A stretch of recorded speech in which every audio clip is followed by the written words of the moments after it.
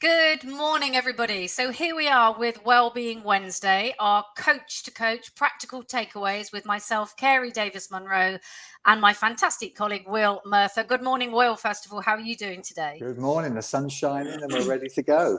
I know we're having an absolute heat wave. And this morning, I feel like we're about to cook up a heat wave because the topic that we're choosing is a little bit like awaking a sleeping giant. It's the foundation and it's the basis of really everything that we do with coaching and with our clients, Will, isn't it? So let's first of all, as we always do, let's break this down. Let's look at some definitions of self-awareness. What are we talking about? Let's tell you what we're talking about.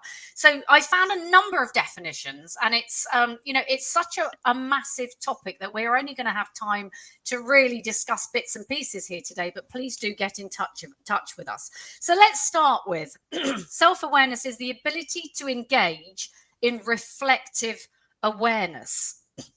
And I see that as with our clients almost moving from unconscious incompetence to unconscious competence. You know, clients may come with us with one issue, which they're starting to become aware of, and we move them through a process whereby they are able to unconsciously deal with different things that are going on in their lives without being, actively working on it. And we're going to come to that, Will, because you're going to cover, the pitfalls of really concentrating on it too hard later.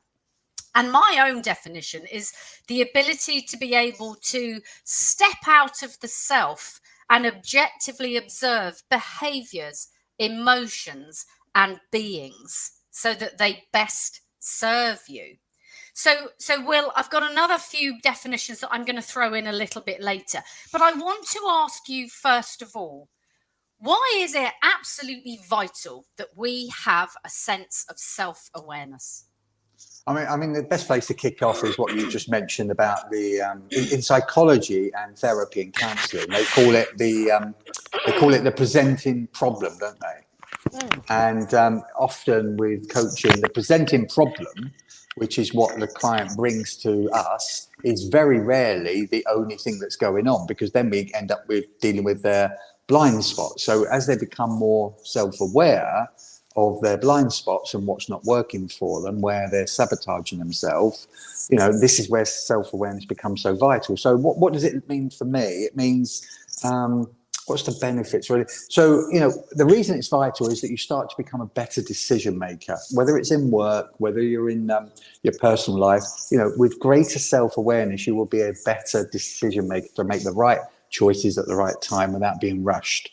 What else do I notice? So you become a better, clearer communicator, and you build trust easier. We find when we're coaching people, when their self-awareness sort of spikes. Another one is that you start to understand the patterns of behavior. We can't change anything until you become aware of it. So with as we know, Carey, so self-awareness is about understanding the patterns of behavior, whether that's thought forms, feelings, whatever's going on. And once we're aware of the thought patterns of why and where our low mood is coming in, when we're aware of those blind spots and what are the patterns that are bringing to them, we can change it. So, and the great thing for self-awareness, in despair. So when we're in a bit of a trough, when we're a bit low, when we're sort of feeling that everything's against us, self-awareness is that magic tablet that helps us to see the positive outcome, the vision, even when we're right in the mire of a bad situation. So, great self-awareness will help you to stand back, to recognize your strengths and weaknesses, and to just take a moment to reflect and not get carried away by the tsunami, especially when things go wrong, which is pretty much every day for all of us. Exactly. When things go wrong, at work or in your home life, you just need to be able to be self-aware enough to take a step back and not get washed away with the current. Yeah, it's exactly that, in terms of coming into a point of flow where you're able to step out of situations and then make much more appropriate decisions, isn't it?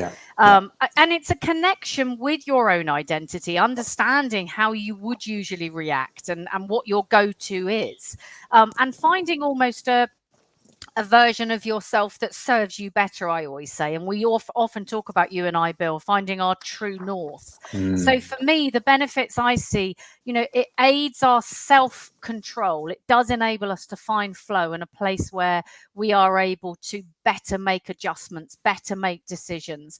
It predicts our self-development and where we're going, because we take some control of it. We have some acceptance over where we are, and some proactivity in terms of where we're going. And knowing who we are, and knowing that having this self-identity also facilitates our decision making. And I was, when we were planning this, as we always do, for leaders, and we often talk about this, and you and I both work with leaders, Will, this is vital.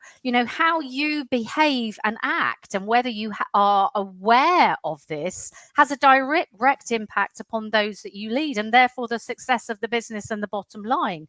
It's imperative for vulnerability, for humility, this human connection, for growth and learning in an organization, and for connection and communication.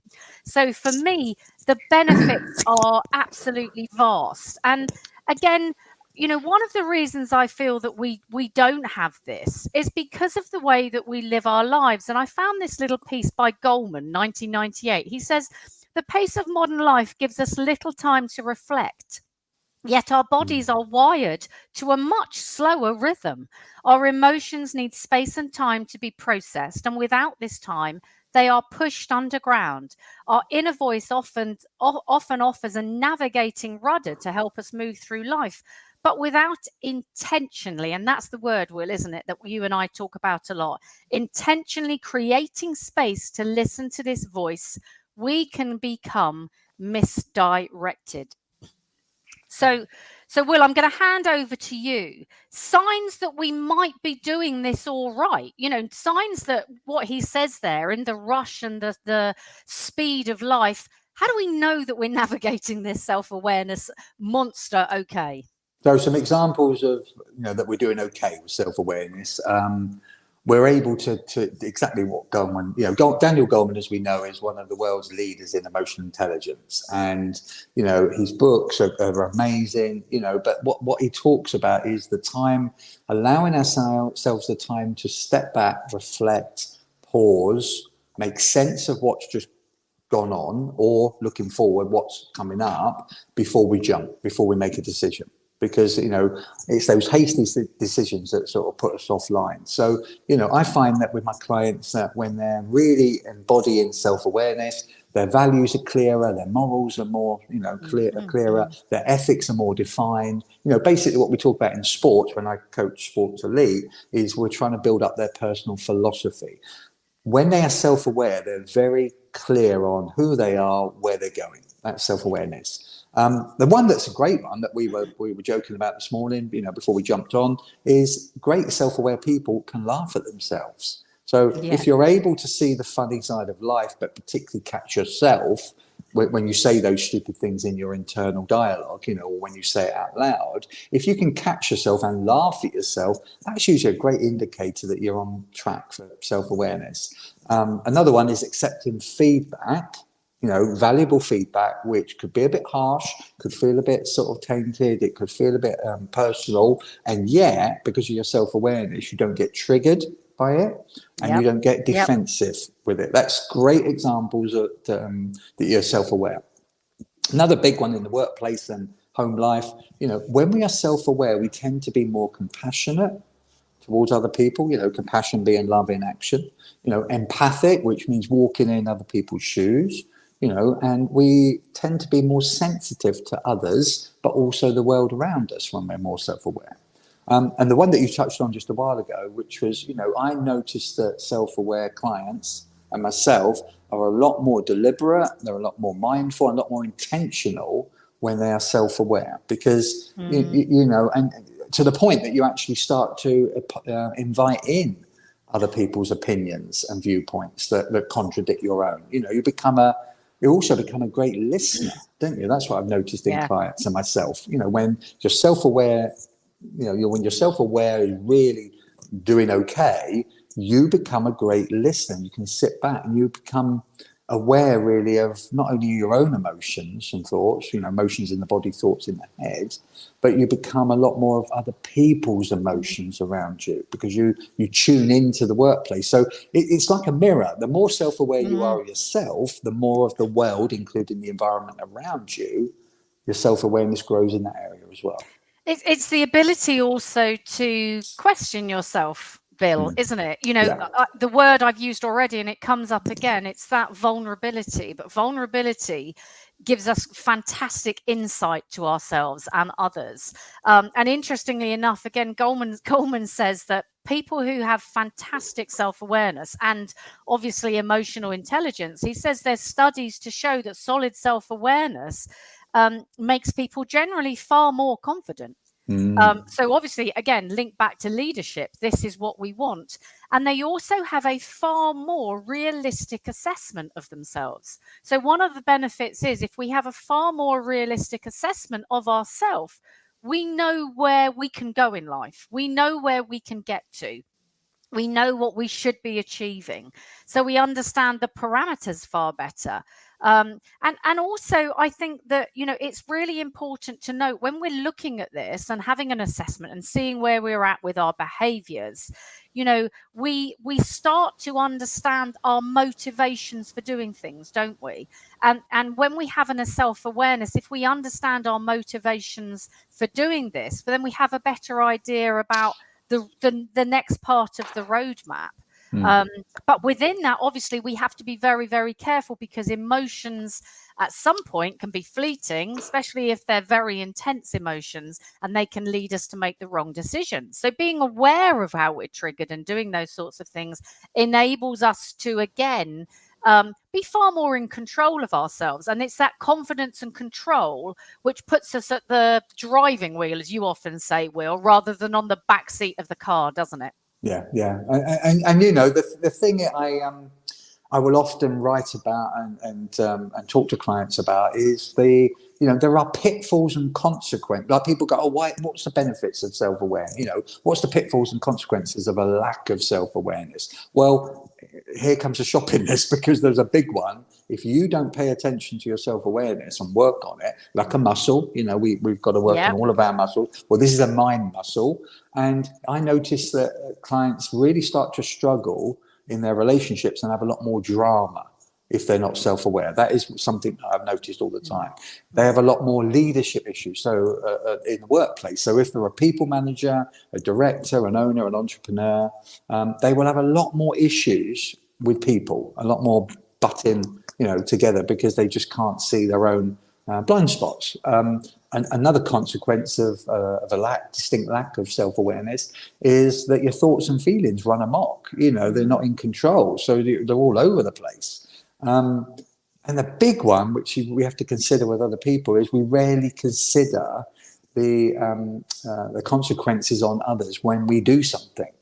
If there's no awareness there's not a lot of empathy, but there's not a lot of understanding and sensitivity because of those blind spots. So, I also find that clients have, they find it harder to say no, or they don't know any defined boundaries when they are not self-aware. Because how can you push back on people if you're not self-aware and you don't have a good set of healthy boundaries? So, why do we really struggle with a lack of self-awareness?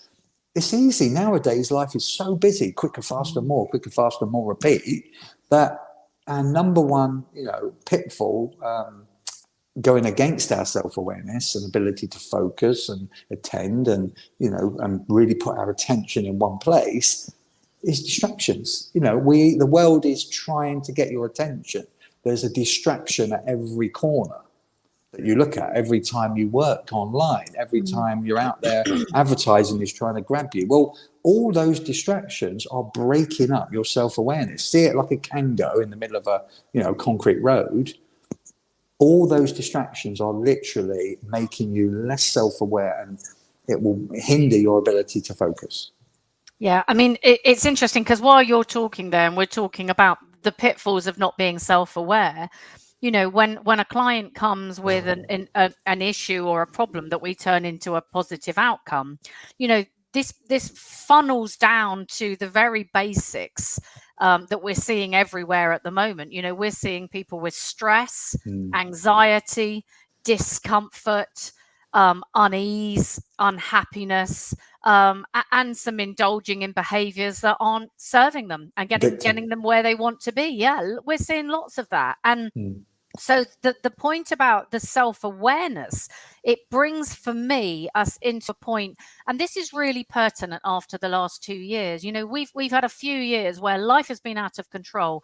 We have been pulled and pushed and tossed and turned in different directions. And for me, self-awareness is just this wonderful ability to be able to take back our own control, this lovely situation, and knowing ourselves, and therefore being able to be more in control, and therefore to make better decisions for ourselves. And it's the avoidance of the stress, the angst, the worry, the fear that we've been dealing with. That's what this lovely comfort area of self-awareness does for you, Will, doesn't it?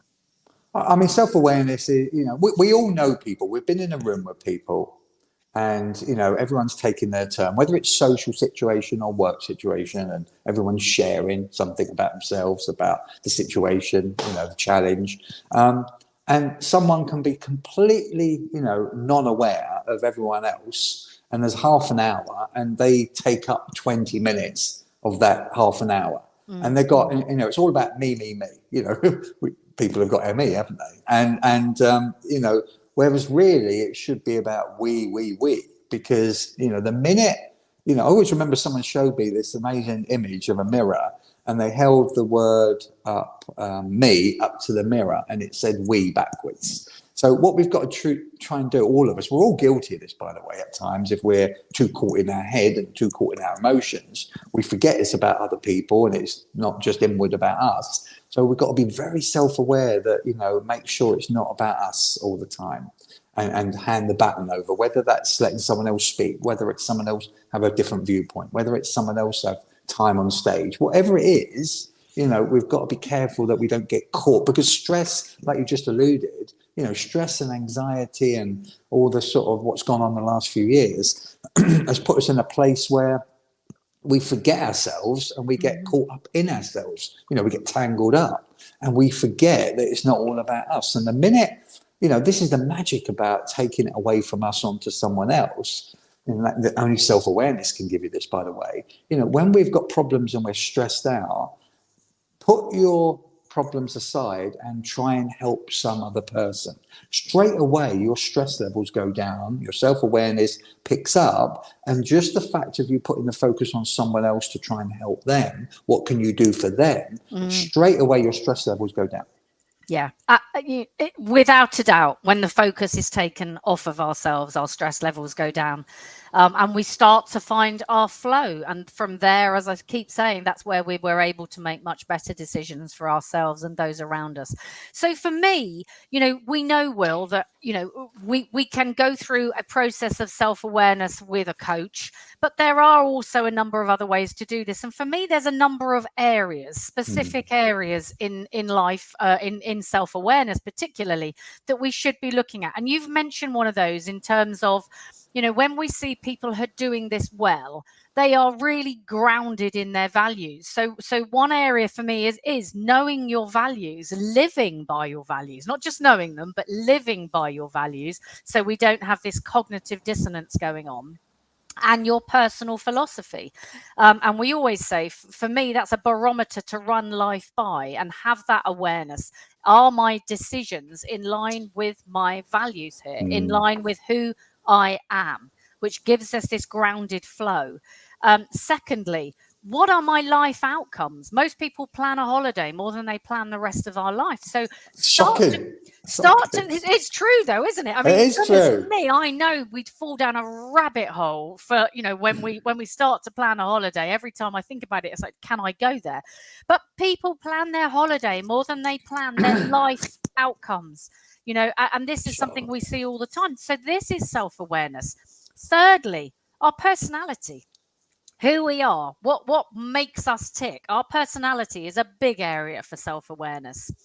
then relationships. And I put with relationships our needs at different points in our life. I work a lot with women, for example, going through menopause. If we don't take time to stop and be aware of what our needs are, what we want, what we won't stand for anymore, what we have to have in order to be, more fulfilled, then actually our relationships are never going to be successful.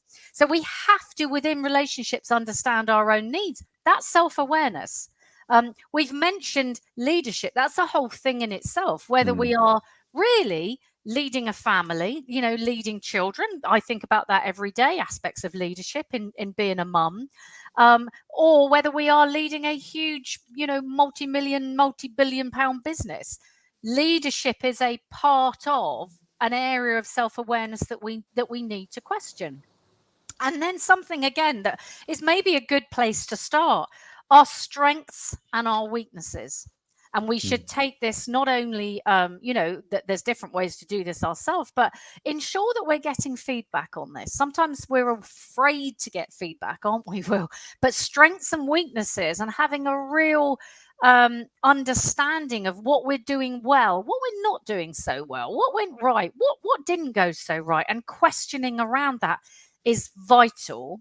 And then again, something else that we've touched on briefly, but another big area is knowing our triggers. And I don't just mean, I work a lot with people changing habits around substances or food or whatever. It's not just knowing our triggers around those sorts of things, but it's knowing our triggers around, parents, knowing our triggers a lot around mothers, knowing our triggers in the workplace.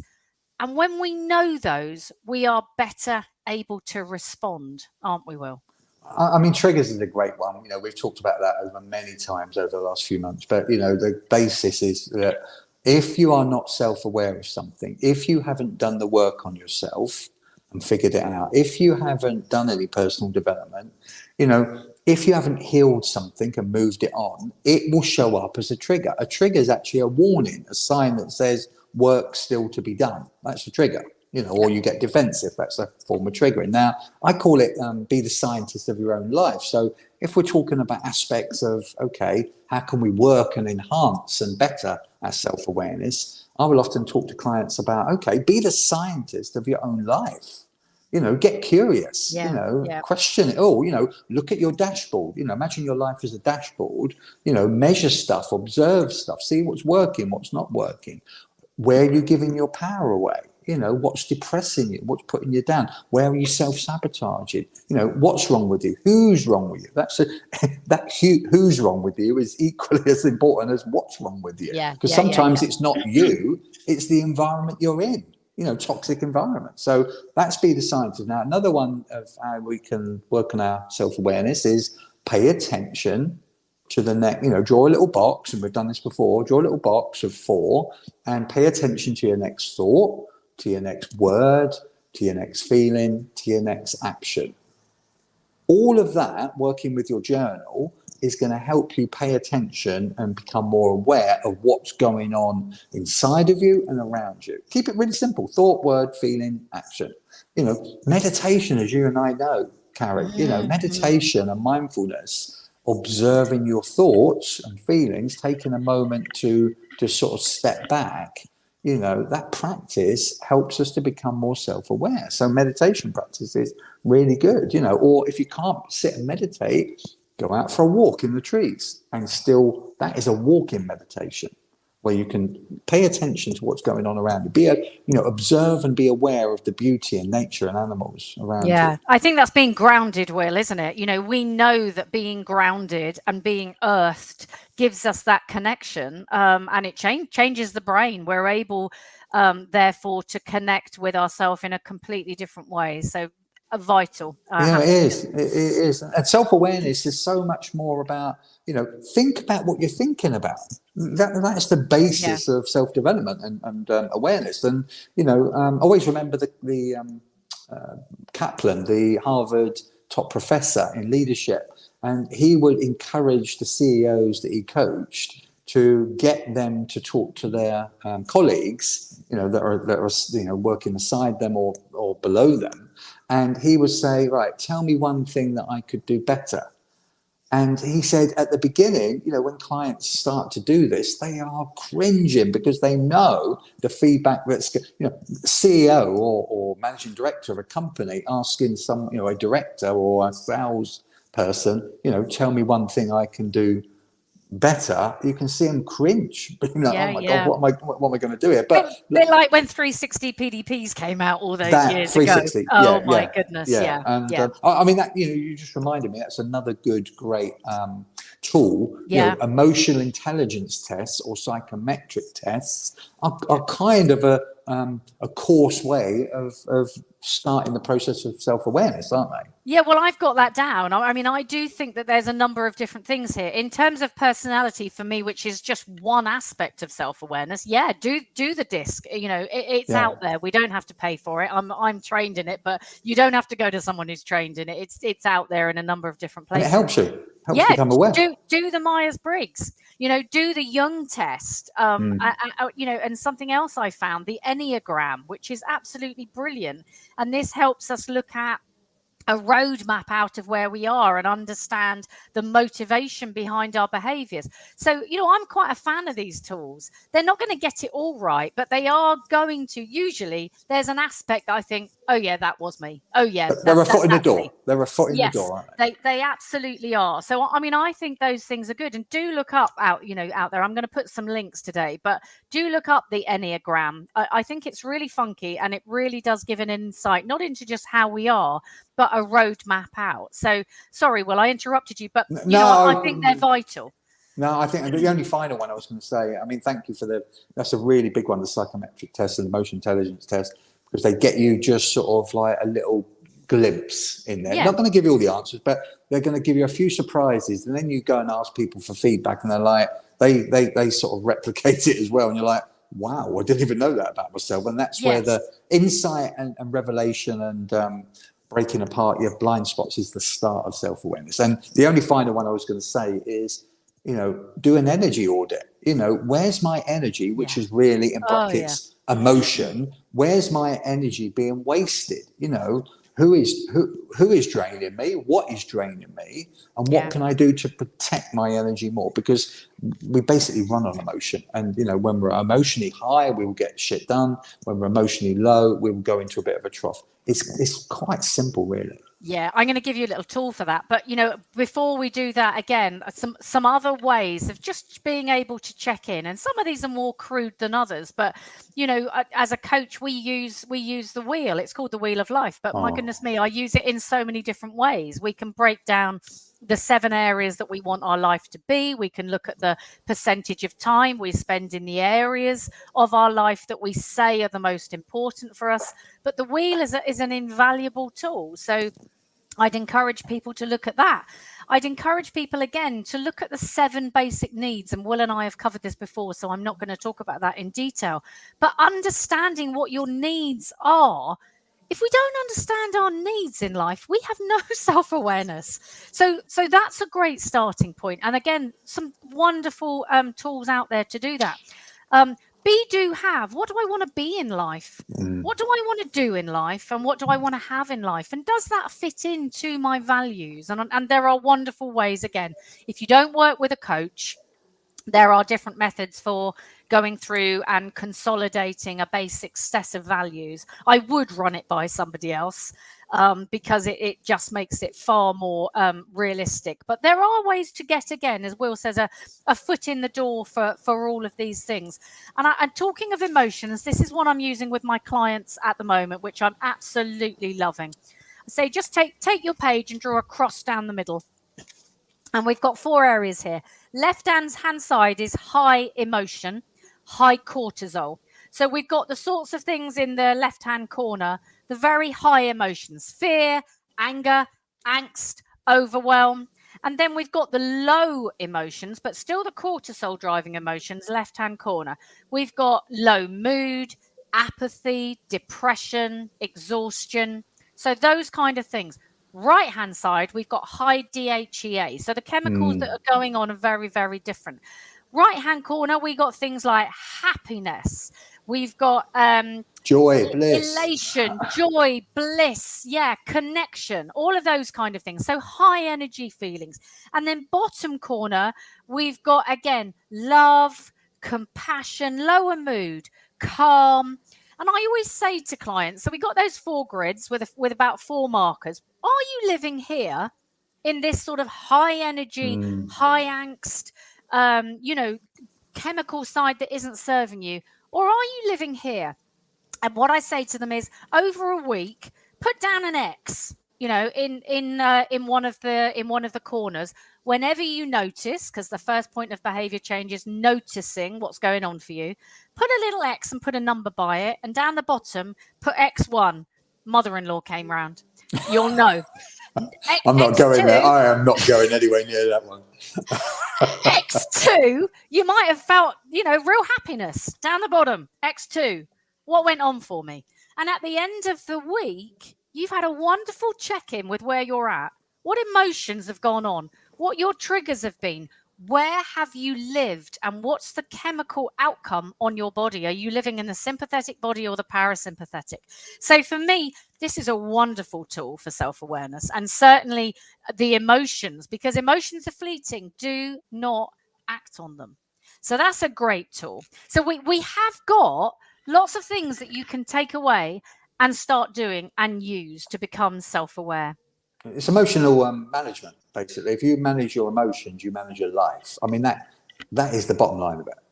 Yeah, it is. Will, one quick thing before we go. We can become too aware, can't we? There's another end of the scale, isn't there? People will disappear down the rabbit hole of their own sort of self-awareness. And then I see when people do this, that if we take it to the nth degree, that actually it becomes contraindicative. So therefore you can lose connection with others because you're so building on that self-awareness yourself, aren't you? Yeah, this is only one that's come to me in the last couple of years, actually, even though we've both been doing coaching for longer than we can remember.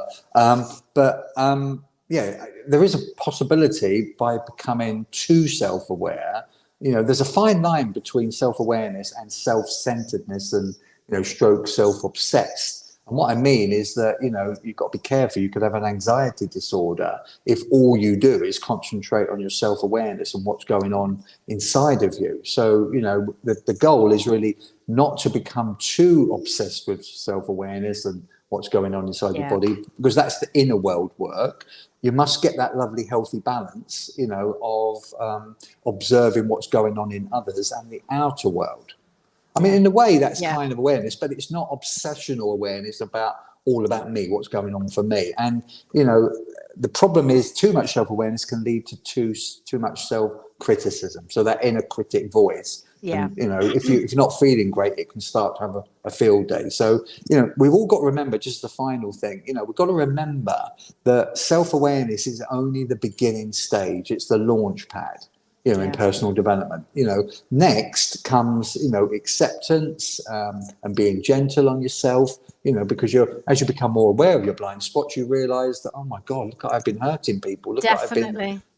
So be gentle with yourself and kind and loving. Be your own best friend, as Jane would, wife would say, but then that process leads to what do I need to let go of, because you become aware of stuff that is not working for you anymore. Deploy self-compassion, be self-compassionate towards yourself and others, because what they're going to do is, having more self-awareness, you're going to bring up some revelations that are going to shock you and harm you. And the final thing, remember, awareness is great, but it's action that moves your life, not awareness. So if you become aware of everything, but you don't do anything and you just stay in that pit and stay stuck, you're actually going to be more depressed than before because what's the old saying? Ignorance is bliss.